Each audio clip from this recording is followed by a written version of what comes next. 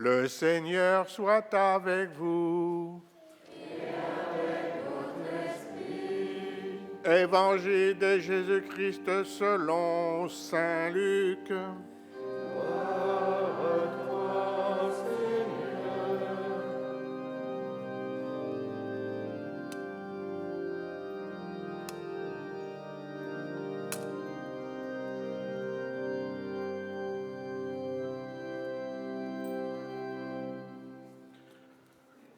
En ce temps-là, Jésus déclarait à ses disciples, « Je vous le dis, à vous qui m'écoutez, aimez vos ennemis, faites du bien à ceux qui vous haïssent, souhaitez du bien à ceux qui vous maudissent, priez pour ceux qui vous calomnient. À celui qui te frappe sur une joue, présente l'autre joue. À celui qui te prend ton manteau, ne refuse pas ta tunique. Donne à quiconque te demande, et à qui prend ton bien, ne le réclame pas. Ce que vous voulez que les autres fassent pour vous, faites-le aussi pour eux. Si vous aimez ceux qui vous aiment, quelle récompense méritez-vous? Même les pécheurs aiment ceux qui les aiment. Si vous faites du bien à ceux qui vous en font, quelle récompense, quelle reconnaissance méritez-vous? Même les pécheurs en font autant.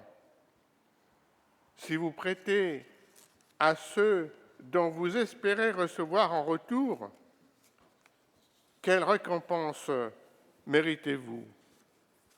Même les pécheurs prêtent aux pécheurs pour que l'on rende l'équivalent. Au contraire, aimez vos ennemis, faites du bien et prêtez sans rien espérer en retour. Alors, votre récompense sera grande, et vous serez les fils du Très-Haut. Car lui, il est bon pour les ingrats et les méchants. Soyez miséricordieux, comme votre Père est miséricordieux. Ne jugez pas, et vous ne serez pas jugés. Ne condamnez pas, et vous ne serez pas condamnés. Pardonnez, et vous serez pardonnés. Donnez, et l'on vous donnera. C'est une mesure bien pleine, tassée, secouée, débordante, qui sera versée dans le pan de votre vêtement. Car la mesure dont vous vous servez pour les autres servira de mesure aussi pour vous. Acclamons la parole de Dieu. Louange à toi, Seigneur Jésus.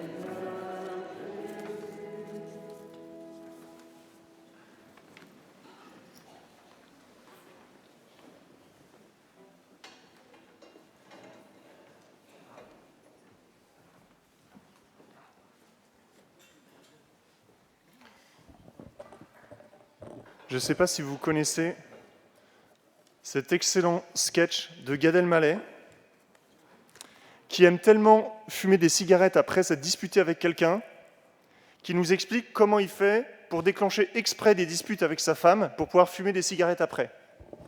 Et donc le mode d'emploi pour bien se disputer avec sa femme, c'est le suivant. Donc il faut arriver, il faut la regarder, on laisse un blanc, et après on dit « Qu'est-ce que t'as ?» On relaisse un blanc. Ça peut retourner une maison, ce « Qu'est-ce que t'as » là. Et après, donc, elle dit « Non, mais ça va, rien de spécial. » Et là, il faut dire la phrase suivante, vous pouvez noter. Il faut dire « Je te connais par cœur. Qu'est-ce que t'as ?» Là, on sent que ça monte. Et à partir de là, la technique, c'est de répéter ce que dit la femme, mais un cran plus haut. On prend le même mot et on le répète un cran plus haut. Donc ça donne non mais j'ai rien du tout, ça va pas ou quoi? Ça va pas ou quoi? C'est moi, ça va pas ou quoi? Non mais c'est la meilleure ça. Après elle dit non mais attends, t'as rien, j'ai rien, pas de problème, je pense que t'as pété un câble. J'ai pété un câble. J'ai pété un câble. Ok, j'ai pété un câble. Tout va bien, tout va bien. Bon voilà. Et donc c'est comme ça qu'on fait une bonne dispute avec sa femme et qu'après il peut profiter de sa clope et il est content. Donc vous voyez, en fait on voit ça marche comme ça aussi dans vos familles, je pense, avec vos collègues. Il suffit de répéter un cran plus haut et ça monte. Vous voyez, ça fait penser à ces vidéos où vous voyez un singe devant une glace. Vous avez le singe qui arrive devant la glace. Tant que le singe est curieux, tout va bien. Il voit son reflet, il fait des petits coucous, il frotte le truc, tout va bien, il est calme. Mais à partir du moment où le singe commence à faire une tentative d'intimidation, évidemment, il est face à la glace, et là, il est un peu étonné, et ça monte en pression assez vite. Et donc, assez vite, il arrive devant la glace, il tape dessus, etc. Bon, c'est assez marrant, et c'est aussi ce qui se passe dans nos familles, et dans la plupart des disputes que nous vivons. C'est-à-dire qu'on marche en miroir. Si l'autre est gentil, on est gentil. Mais s'il monte d'un cran la pression, ça va pas ou quoi? C'est moi qui suis... Hop, on monte d'un cran et ainsi de suite. Et donc, en fait, la question, c'est comment est-ce qu'on fait pour désamorcer cette spirale de la colère, de la dispute et du mal en général? Vous voyez, la spirale du mal, et c'est ça le sujet de l'évangile d'aujourd'hui. La spirale du mal, c'est un peu comme si vous avez un gars qui vient avec un cœur dur, vous voyez, comme s'il avait fait un arrêt cardiaque, en fait. Son cœur ne fonctionne plus, il a un cœur violent et difficile, et qu'est-ce qu'on fait pour stopper cette spirale? Alors la première option, c'est de rien faire, ou de se coucher. De rien faire, en fait, c'est la solution de la lâcheté. Face à moi, j'ai un cœur dur qui arrive, je m'aplatis. C'est exactement ce que ne fait pas Jésus. Lui, il ne dit pas de rien faire, il dit de tendre l'autre joue. Nuance. D'aimer ses ennemis. Donc ce n'est pas ne rien faire, ce n'est pas s'aplatir devant le mal avec le courage d'un brocoli vapeur, c'est vraiment vaincre le mal, en fait, ce que propose Jésus. Donc la première option de rien faire par faiblesse face au mal, en fait, ça ne fonctionne pas, parce que nous, on se retire, et le gars qui a son cœur arrêté, il finit par mourir d'un arrêt cardiaque, d'un cœur trop dur. Échec. Deuxième option, on durcit notre propre cœur. C'est ce qui se passe dans la glace, là, avec le gorille, qui monte d'un cran à chaque fois que son reflet monte d'un cran aussi. Ça ne marche pas non plus, parce qu'on pense résister contre le mal et faire preuve de force, mais à la fin, il n'y a plus un seul cœur qui est dur, mais il y en a deux. Donc, il y a 2 arrêts cardiaques. Donc, le mal, non seulement n'a pas été vaincu, mais il a été dédoublé. Échec. La troisième option, j'allais dire, c'est un petit peu l'option pas trop mauvaise, c'est l'option de la justice des hommes, c'est d'isoler le gars qui a un cœur dur.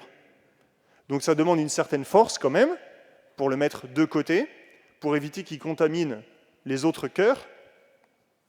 Mais là aussi, on voit que, ok, cette situation, c'est pas se coucher devant la violence, ça demande une certaine force intérieure, il y a une certaine justice, et en même temps, c'est pas parfaitement satisfaisant. Parce que le gars, dans sa cage, il va mourir de son arrêt cardiaque. Moi, je serai préservé, mais le gars va mourir de l'arrêt cardiaque. Donc, c'est pas ainsi que le mal va être vaincu.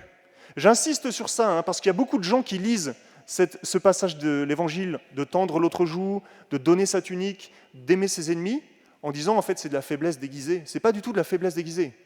C'est comment vaincre le mal. C'est un combat en fait. C'est un truc de soldat contre la spirale du mal. Et puis la quatrième et dernière option, c'est celle que Jésus nous enseigne dans ce passage. C'est que face à un gars qui a un arrêt cardiaque ou un cœur trop dur, la solution c'est, attention, devant vos yeux ébahis,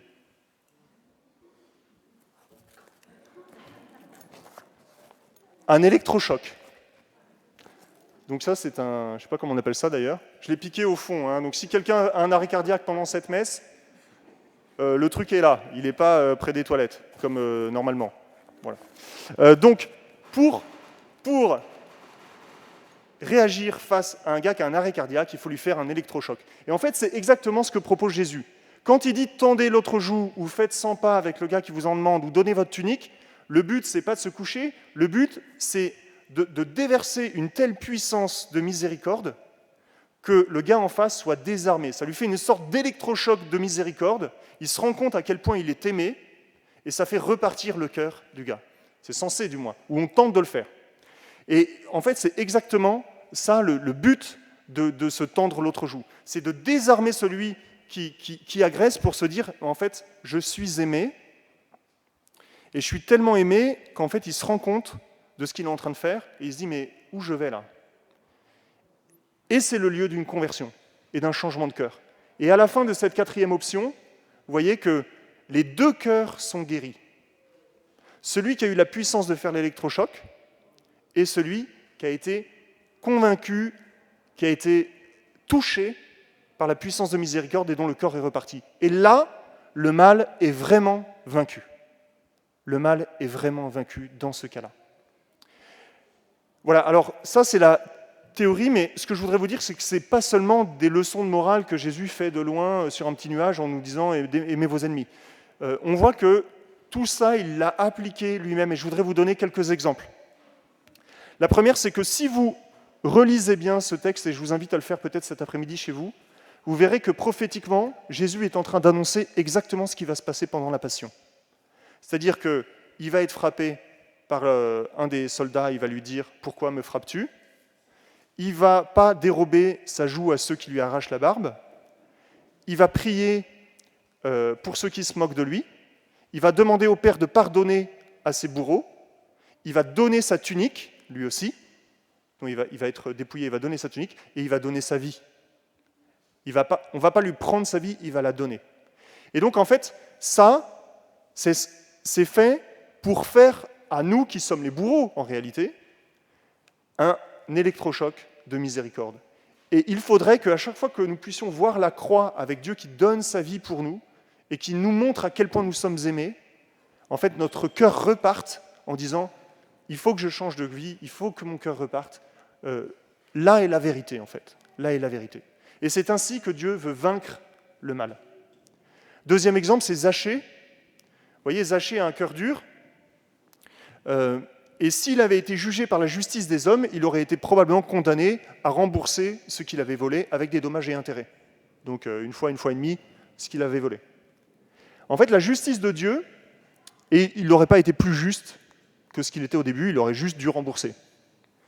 La justice de Dieu, de Jésus, ça va être de faire un électrochoc sur le cœur de Zachée pour que Zachée se rende compte de sa situation, et du coup, c'est lui-même en fait qui va payer, non pas une fois et demie ce qu'il devait, 4 fois.